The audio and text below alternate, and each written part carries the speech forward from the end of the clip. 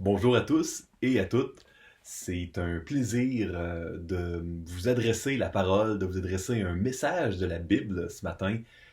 Mon nom est Mathieu Caron et je suis un des pasteurs de l'Église évangélique baptiste de Shawinigan-Sud. En raison des consignes de confinement, de distanciation sociale, je vous adresse une prédication de la parole de Dieu à partir de mon bureau à la maison. Et ma prière est que Dieu puisse vous bénir ce matin. Vous savez, écouter un message en ligne de la parole de Dieu, ce n'est pas un substitut euh, à la manière spéciale dont Jésus est au milieu de deux ou trois qui sont rassemblés en son nom. Ceci dit, quelle grâce incroyable qu'en 2020, on puisse se connecter et s'encourager les uns les autres par, vous savez, des enregistrements en ligne et des moyens technologiques. Ah, c'est pas un substitut, c'est pas un équivalent, mais merci Seigneur. Merci Seigneur, et d'ici à ce que l'on puisse revivre ces rassemblements d'églises locales-là, continuons à nous encourager là, par tous les moyens à notre disposition. Euh, Avant d'aller plus loin et de vous présenter un message qui va porter sur le chapitre 5 du livre des juges, permettez-moi de demander au Seigneur de bénir notre temps ensemble, puis ensemble, entre guillemets, très virtuellement, puisqu'on est chacun chez soi, dispersé. Hein. Seigneur Dieu, on veut te remercier pour la possibilité de communiquer, d'entrer en contact ensemble avec toutes sortes de commodités technologiques qui n'existaient pas jadis. Seigneur Dieu, merci pour ta parole qui réchauffe notre cœur, qui nous réconforte, qui nous fortifie. Merci pour ta parole surnaturelle, ta parole qui nous transforme, Seigneur. On veut te demander de nous protéger parce que on est, euh, on est craintif, Seigneur, avec le coronavirus. On est craintif, très certainement, avec raison. Mais tu es notre refuge, tu es notre rocher. Et puis on veut aller se réfugier auprès de toi. On te demande ta protection, Seigneur. On te demande dès qu'il est possible de solutionner cette pandémie-là. On veut te prier pour le Québec, pour toute la planète, Seigneur. Et puis on te demande également de garder nos cœurs, nos pensées en toi. Oui, Seigneur, utilise ce message de ta parole pour toucher nos cœurs. C'est dans le nom de Jésus-Christ que nous te prions. Amen. Comme je l'ai mentionné précédemment, nous sommes en train d'étudier le livre des juges. Le livre des juges, un petit résumé, a pour thème qui sera le sauveur, le libérateur du peuple de Dieu. Parce que, dans le livre des juges, c'était une époque où malheureusement, il n'y avait pas de roi en Israël, et puis l'Éternel ne régnait pas sur son peuple. Ça, c'est bien triste. Il y a un cycle constant dans le livre des juges, et ce cycle-là est caractérisé par de l'idolâtrie. Les enfants d'Israël, les enfants de Dieu de l'Ancienne Alliance, vont vers des idoles.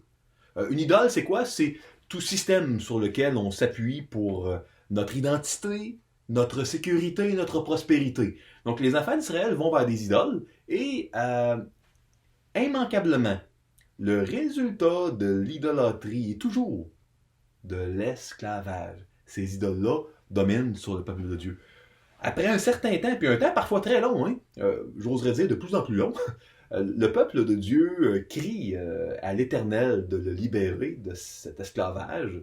Et là, Dieu envoie des libérateurs, petit L, des sauveurs, petit S, qui, on a parlé dans l'introduction de Hébreux 11, nous pointent et sont des témoins du sauveur grand S, du libérateur grand L, Jésus-Christ, qui devait venir un jour pour faire d'une manière complète et permanente ce que les juges ont fait d'une manière imparfaite et temporellement, là, vraiment temporaire, c'est pas permanent. Donc, les juges, ces 12 libérateurs-là, nous tourne nos regards vers l'œuvre que Christ fait envers ses enfants. Si on veut se comparer à quelqu'un dans le livre des Juges, on doit se comparer pas aux meilleurs, aux enfants d'Israël. Puis là, je parle à ceux qui m'écoutent qui sont des chrétiens. Je vais avoir des applications pour ceux qui m'écoutent qui ne sont pas croyants vers le milieu et la fin de mon message. Pour l'instant, là, si on veut se comparer, on peut se comparer aux enfants d'Israël. Et on ne doit pas se comparer aux juges. Quand on lit le livre des juges, ils sont supposés rendre témoignage à Jésus-Christ. Dans le livre des juges, un court résumé, hein, il y a 12 juges, 6 juges majeurs, 6 juges mineurs qui sont des indicateurs que bientôt il va y avoir de quoi de spécial, hein, qu'il y a un crescendo qui s'en vient.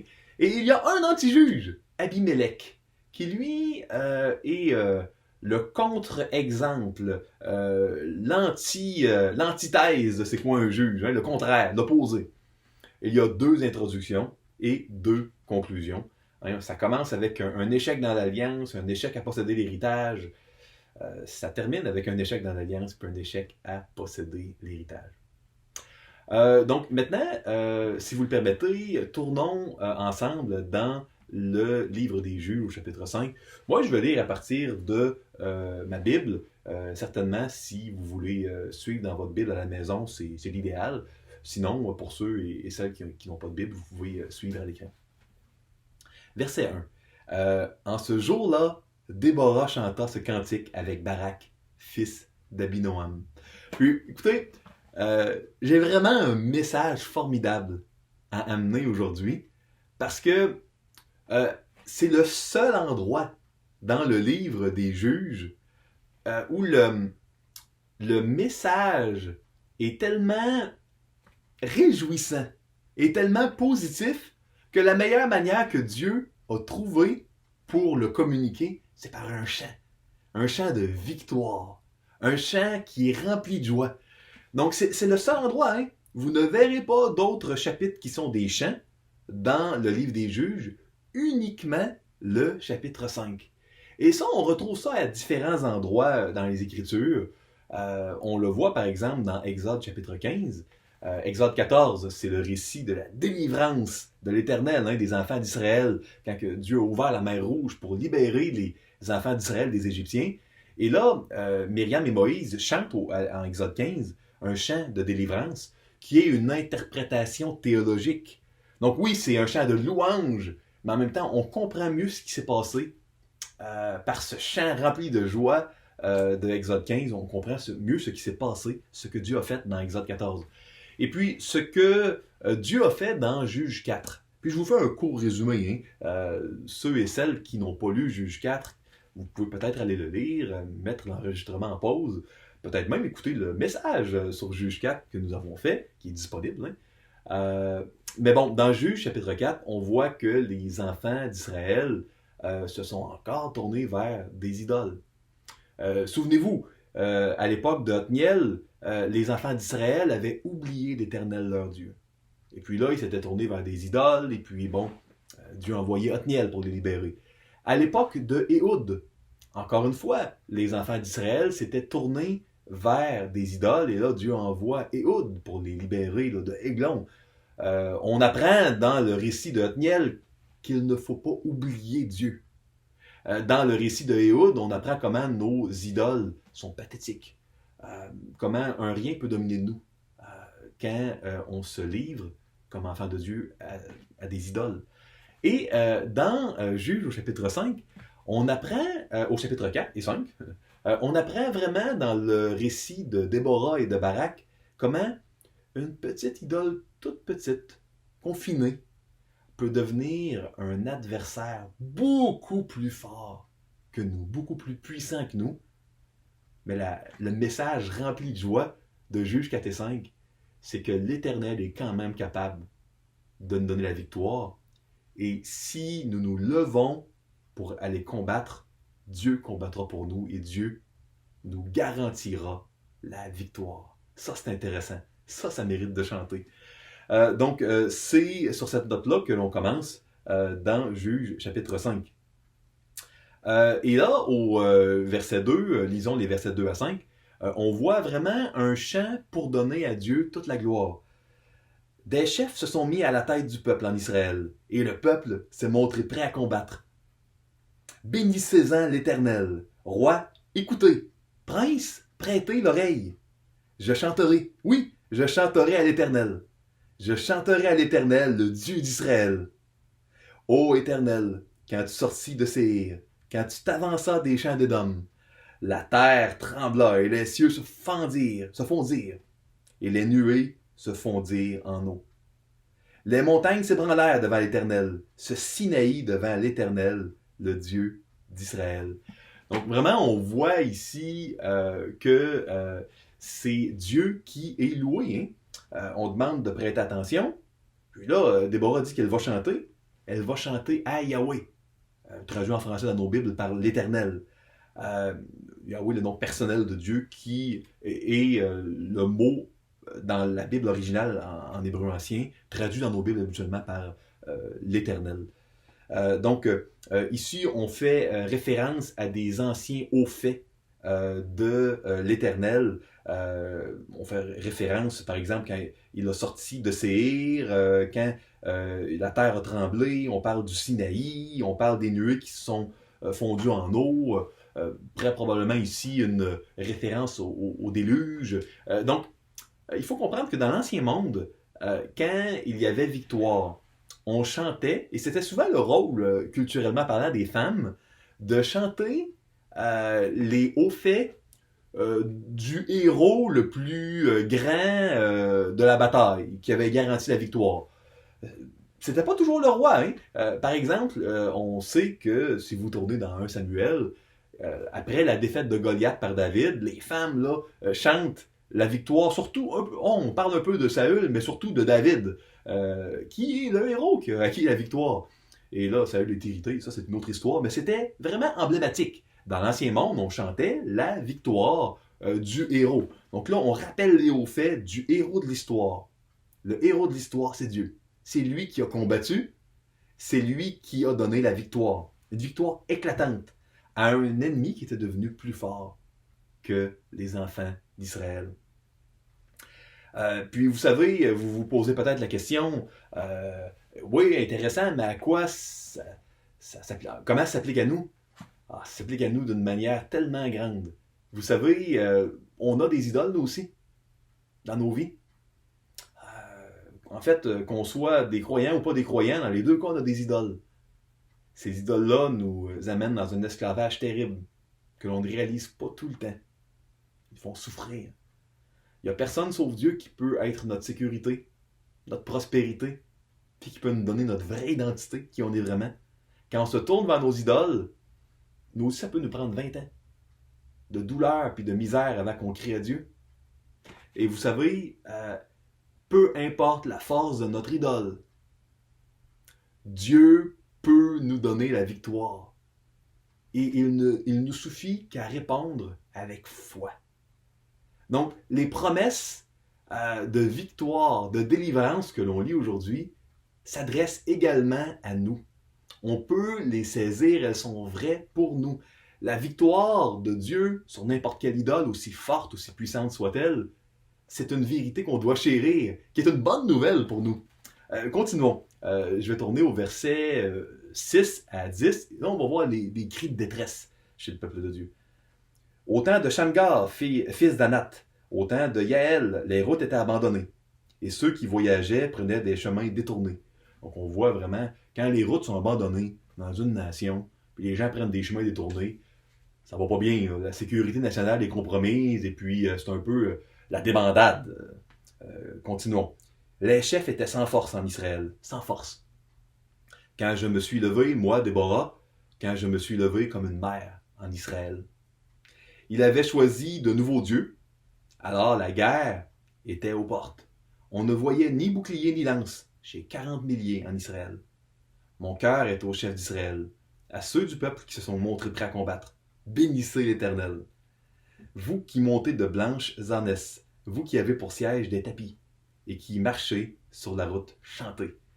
Donc, dans une période d'insécurité, et d'instabilité nationale, Déborah s'est levée. C'était une époque où, malheureusement, les enfants d'Israël s'étaient choisis des nouveaux dieux petits dés, toutes sortes de choses qui étaient au centre du cœur des gens. Toutes sortes de choses sauf Dieu.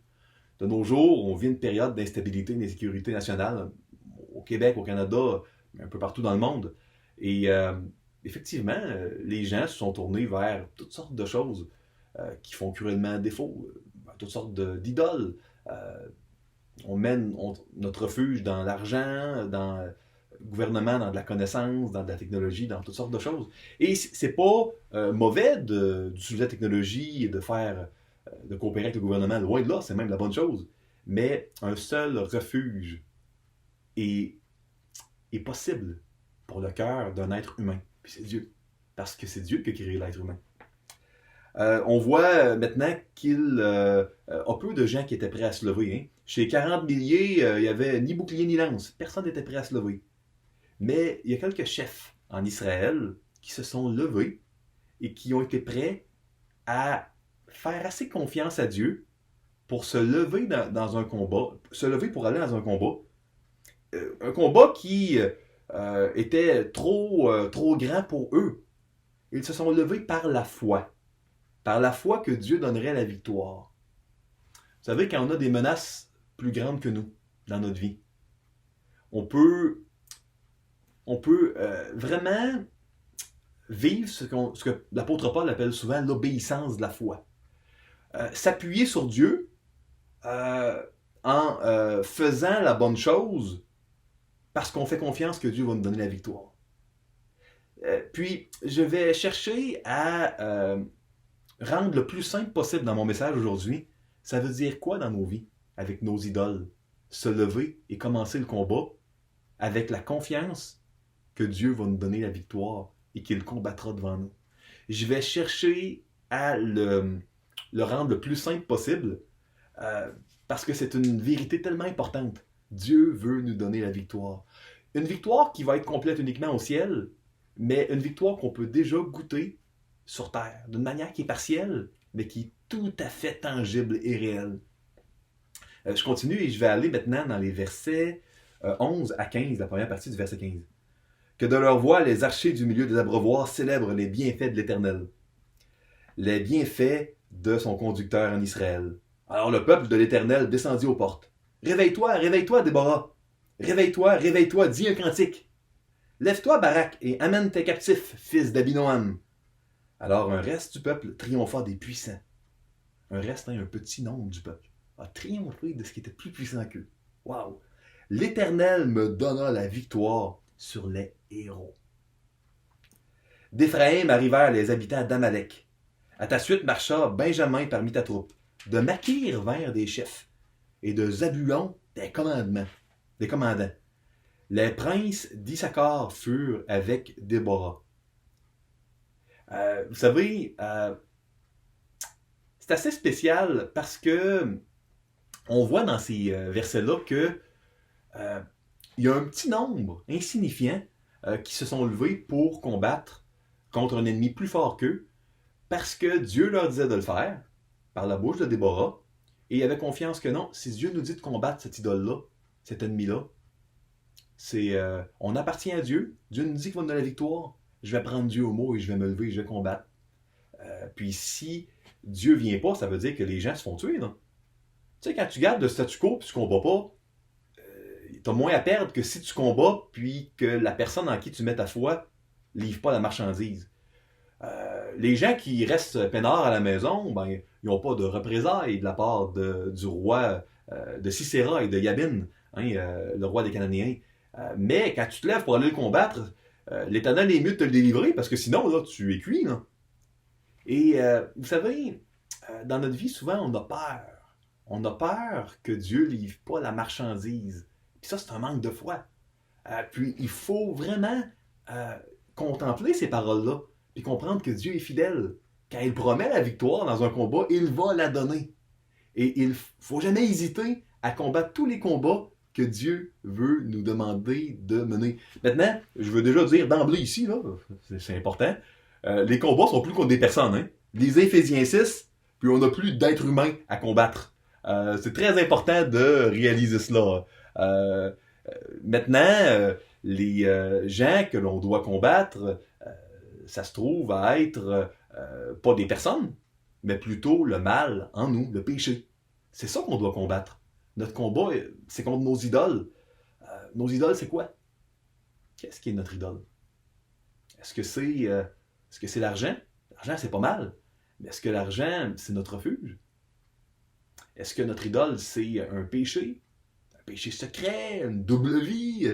Est-ce que c'est un loisir? Est-ce que c'est une télévision? Est-ce que c'est cet ordinateur ou cette tablette avec lequel vous regardez le message? C'est pas mauvais, vous regardez un message biblique avec ça, mais est-ce que c'est ça votre idole? Quelle est l'idole dans votre maison, dans votre vie? Qui a peut-être pas pris beaucoup de place, mais qui est devenue plus puissante que vous? Est-ce que c'est une relation malsaine? Est-ce que c'est... Écoutez, peu importe quelle est votre idole, Dieu appelle ses enfants qui souffrent dans un esclavage difficile, une oppression, à se lever et à croire qu'il va être au-devant d'eux dans la bataille et qu'il va garantir une victoire. Et Dieu est plus fort que toutes les idoles qui sont plus grandes que nous.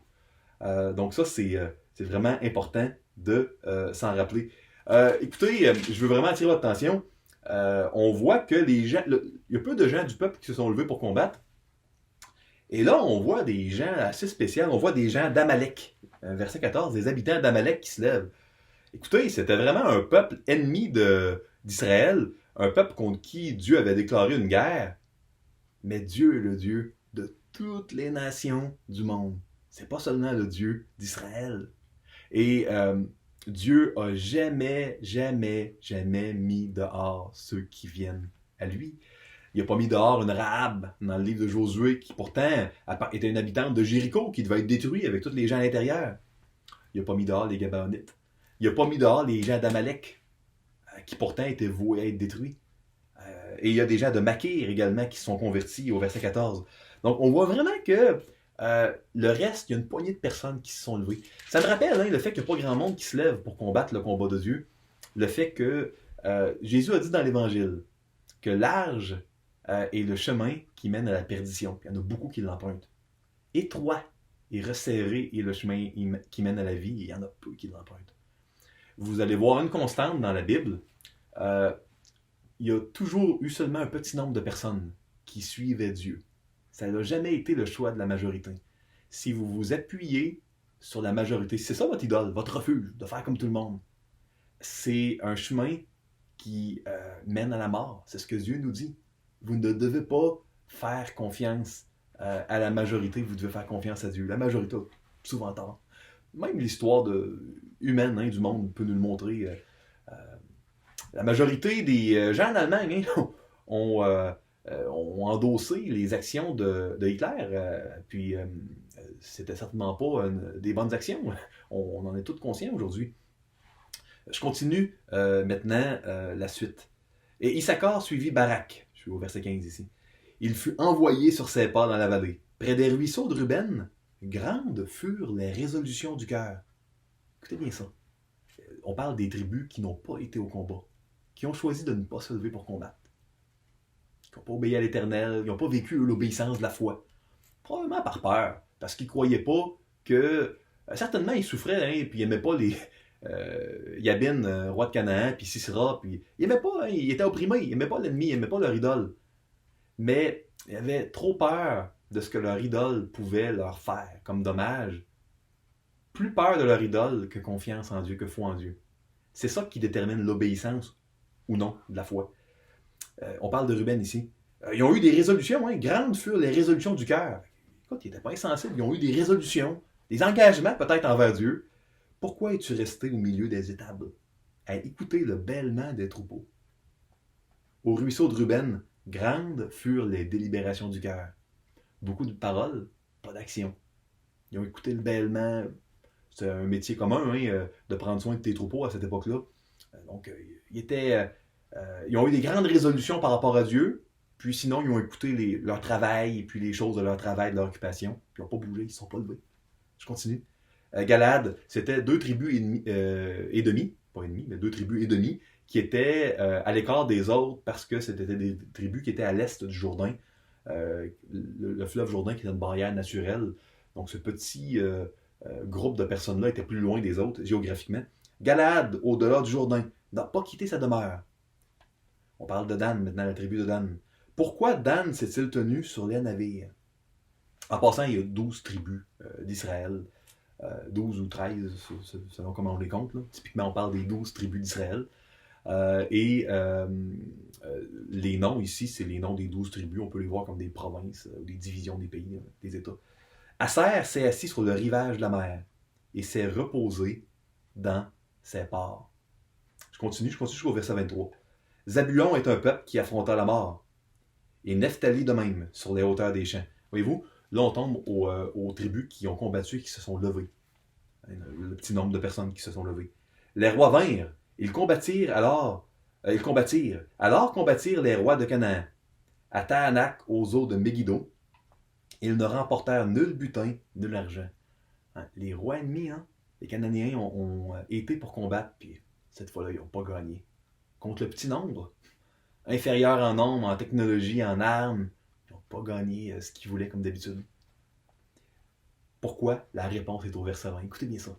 Des cieux, à partir des cieux ont combattu. De leur sentier, les étoiles combattirent contre Sisera. Étoiles qui sont le nom que l'on donne aux forces célestes de Dieu, aux anges, à son armée angélique. De quelle manière Dieu donnait la victoire à un petit nombre qui avait probablement des épées en bois contre les chars de fer et puis la technologie supérieure des guerriers de Sisera. De quelle manière les anges ont intervenu, on ne le sait pas. Mais on sait que Dieu donne la victoire d'une manière surnaturelle. 21. Le torrent de Kishon, ou Kishon selon les versions, les a entraînés. Le torrent des anciens temps, le torrent de Kishon. Mon âme foule aux pieds les héros. Alors les talons des chevaux retentirent, à la fuite précipitée de leurs guerriers. Maudissez Méroz, dit l'ange de l'Éternel. Maudissez ses habitants.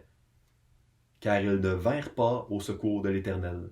Au secours de l'Éternel parmi les hommes vaillants. Voyez-vous comment c'est spécial? Même si le combat est contre les idoles des enfants d'Israël, Dieu considère vraiment que c'est sa guerre, que c'est son combat. Moi, ça me rassure tellement quand je le réalise. C'est pour ça que, Méroz, c'est un petit village qui était à côté du combat. C'était pas des gens loin comme en Galaad. Eux, c'est les seuls qui sont maudits. Et ils étaient à côté, ils étaient au milieu de la place, puis ils se sont pas levés. Puis ils sont maudits par Dieu. Et puis, écoutez, Dieu dit qu'il n'est pas venu à son secours, au secours de l'Éternel. Donc Dieu, le combat contre nos idoles, quand on est un enfant de Dieu, quand on appartient à Dieu, le combat contre mes idoles, moi, Dieu considère que c'est son combat. Puis là, le combat contre les idoles de Méroz, là, le petit village là, de Juifs, il dit, gars, vous n'êtes pas venus à mon secours. C'est l'Éternel qui parle. Dieu n'a pas besoin de l'aide de personne. Mais il demande une chose. On a besoin d'une chose pour pouvoir bénéficier de la délivrance. C'est la foi. C'est la foi qui est traduite par... Paul appelle souvent ça l'obéissance de la foi. C'est pas les actions qui nous sauvent. Mais la vraie foi qui sauve, elle nous amène à nous lever. À nous lever puis prendre des décisions. Puis là, Dieu combat au-devant de nous. On va le revoir encore avec le récit narratif de Gédéon, qui est le prochain juge qu'on va, Dieu voulant, étudier ensemble. C'est toujours précéder la victoire que Dieu nous donne parce qu'il considère que c'est son combat. Nos idoles, là, nos problèmes, il considère que c'est ses problèmes, ses combats. C'est ce qui a animé Jésus à la croix. Pour lui, là, la damnation éternelle que je méritais, que chaque être humain méritait. Il considérait là, que dans le cas de ses enfants, c'était son combat.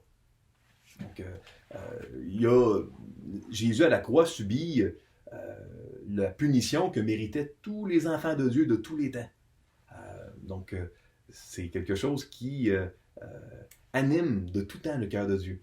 Je continue maintenant, c'est assez intéressant. Je vais aller au verset, jusqu'au verset 30, 24 à 30.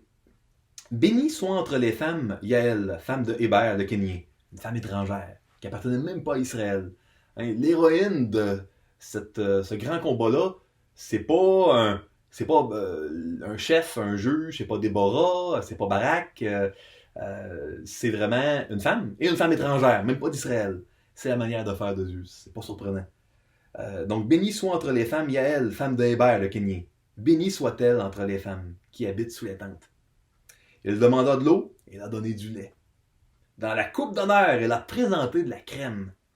D'une main, elle a saisi le pieu, un genre de clou, et de sa droite, le marteau des travailleurs. Elle a frappé Sisera, lui a fendu la tête, fracassé et transpercé la tempe.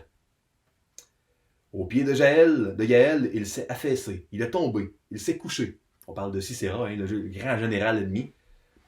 Là où il s'est affaissé, il est tombé sans vie. Par la fenêtre, à travers le treillis, la mère de Sisera regarde et s'écrie « Pourquoi son char tarde-t-il à venir? Pourquoi ses chars vont-ils si lentement? » Les plus sages d'entre ces femmes lui répondent et elle se répond elle-même « Ne trouve-t-il pas du butin? Ne le partage-t-il pas? Une jeune fille, 2 jeunes filles par homme? Du butin en vêtements de couleur pour Sisera, du butin en vêtements de couleur brodée, un vêtement de couleur, 2 vêtements brodés pour le coup du vainqueur. » Donc ça se trouve à être ce que l'on voit ici.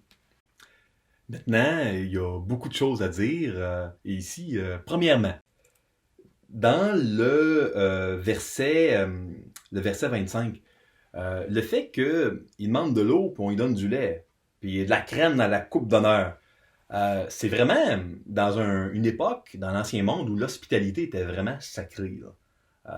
C'est une supercherie puis une tromperie incroyable. Tu sais, elle aurait pu donner de l'eau puis essayer de le tuer, mais elle a donné du lait, la coupe d'honneur, dans un moment là où il y a une hospitalité là, qui est supposée être pratiquement sacrée. Donc, comment on doit retirer cela? Le combat qu'on doit mener contre nos idoles, il doit être sans merci, il doit être radical. Jésus l'exprime d'une autre manière dans l'Évangile. Il dit, si ton œil est une occasion de chute, arrache-le, jette-le loin de toi. C'est ton bras, tu coupes ton bras, tu le jettes. C'est pas littéral, là, c'est pas à prendre littéral, hein, c'est une expression, c'est une image que Jésus donne. Maintenant, on doit comprendre ici que on a une autre image. Une image de combat sans merci contre nos idoles. On doit avoir la même audace contre nos idoles que celle que Yaël a eue. Elle a vraiment été d'une audace maximale, incroyable. Elle a tout fait pour venir à bout de son idole. Puis mettez-vous à sa place, c'était une minorité. Une minorité chez Israël, une minorité chez Yabin, le roi de Canaan. Donc, elle avait tout à perdre. Son mari n'était même pas à la maison. Elle avait tout à perdre. Une femme dans sa tente, qui est une minorité que ni Israël ni Canaan va aller défendre, son mari n'est pas là. Imaginez si elle avait tué Sisera, puis que finalement Canaan a quand même gagné. Elle ne sera pas juste tuée, elle va être torturée, elle va être... j'ose même pas penser à son sort. Elle a eu confiance. Elle a eu assez confiance en Dieu pour se ranger de son côté. Elle n'a pas resté neutre, comme les gens de Méroz, ou les gens de Ruben, ou les gens de Dan. Elle n'a pas été dans toutes sortes d'excuses. Hein, parce que dans le texte qui précède, on a vu toutes sortes d'excuses. Hein. On a vu que Ruben, c'est des grandes considérations, mais ils sont restés à des étables. L'autre, il reste trop loin, il est en Galade. L'autre, il est sur ses bateaux. L'autre se repose, il est fatigué, j'imagine. Il se repose à serre dans ses ports. Donc, ils ont toutes des excuses. Mais ultimement, Dieu dit qu'il n'y a pas de bonne excuse pour ne pas combattre les idoles qui nous détruisent. Dieu dit que c'est son combat quand on est ses enfants, qu'il va combattre devant nous et gagner ce combat-là qu'il s'approprie. Pour Dieu, c'est son combat, nos idoles. Moi, je trouve ça formidable. C'est vraiment une bonne nouvelle pour moi. Écoutez, il y a des choses assez crues dans le passage que je viens de vous lire.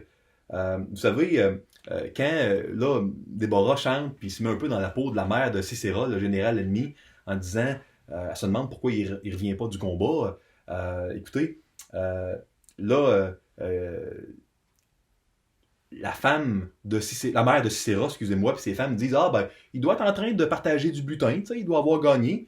Puis là, quand il est question ici, ne le partage-t-il pas, verset 30, une jeune fille, deux jeunes filles par homme. Ça c'est très cru, hein. C'est pas le mot pour fille habituel qui est là.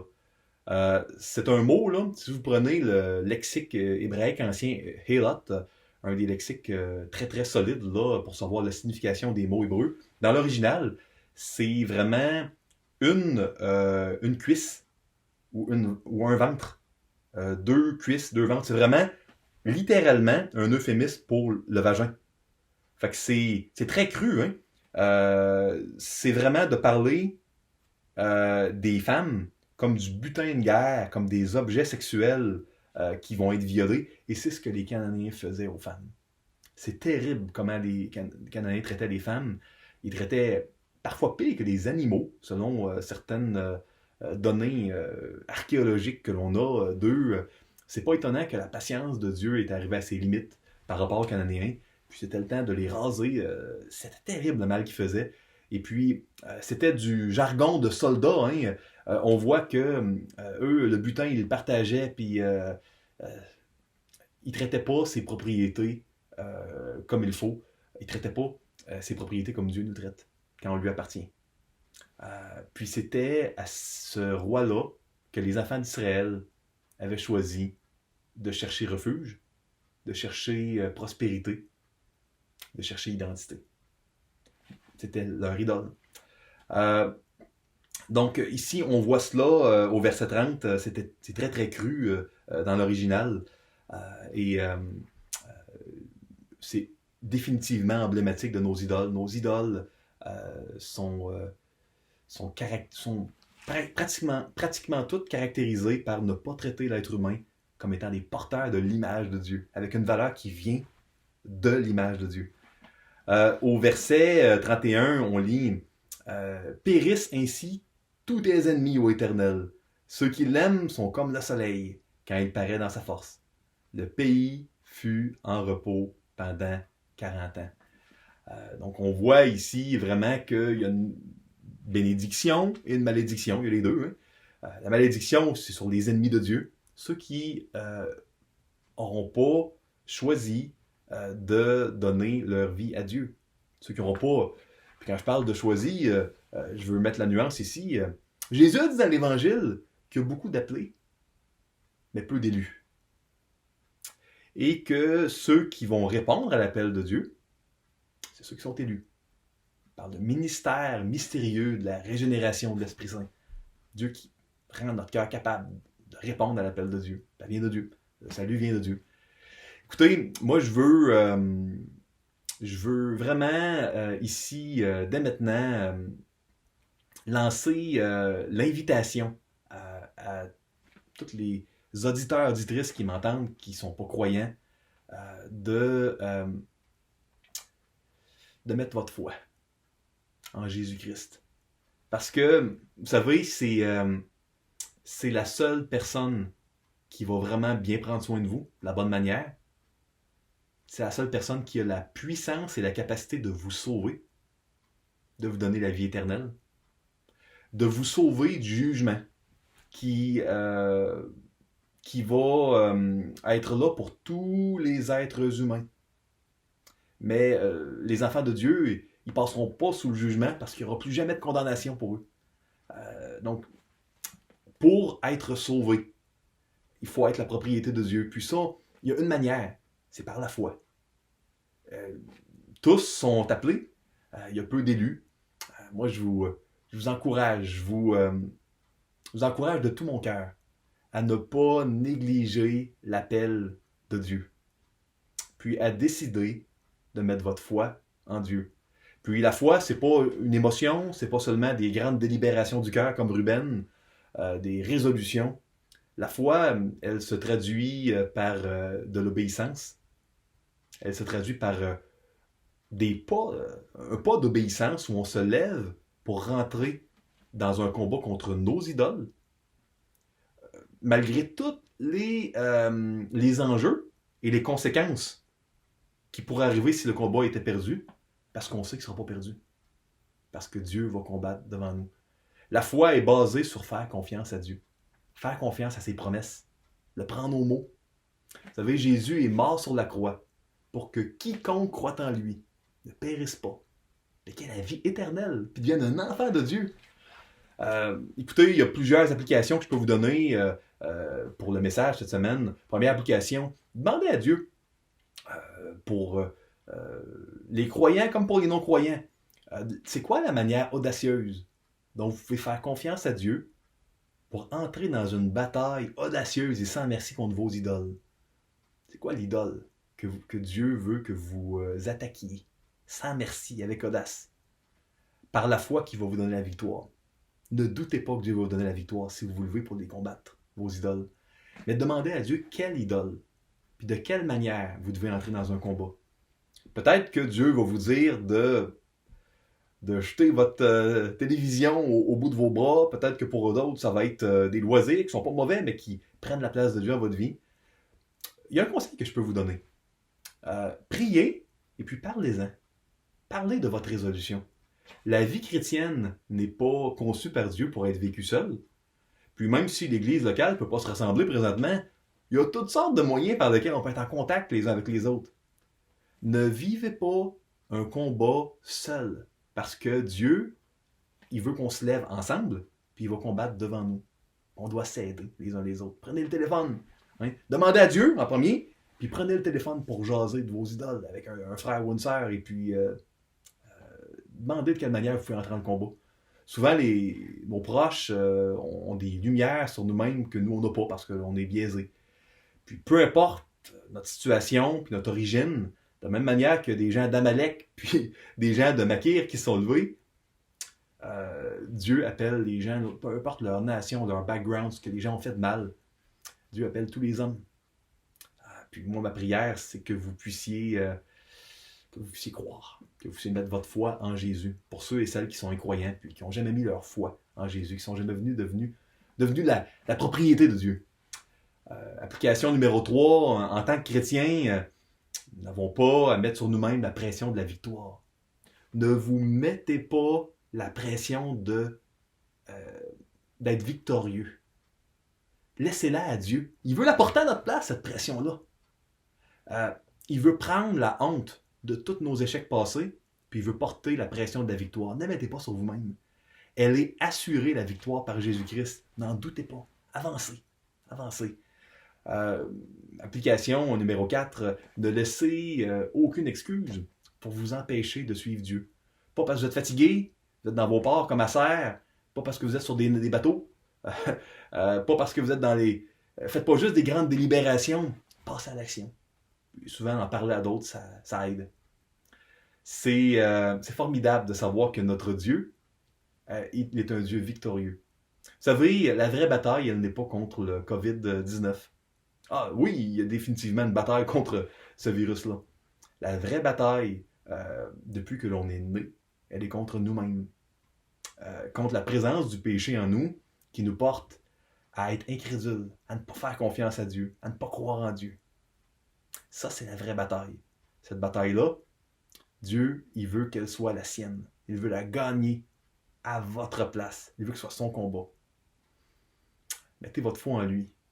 N'hésitez pas à le suivre. Vous allez voir, vous ne serez jamais, jamais déçus avec Jésus-Christ. Jamais déçus à raison, en tout cas. Écoutez, que Dieu vous bénisse richement.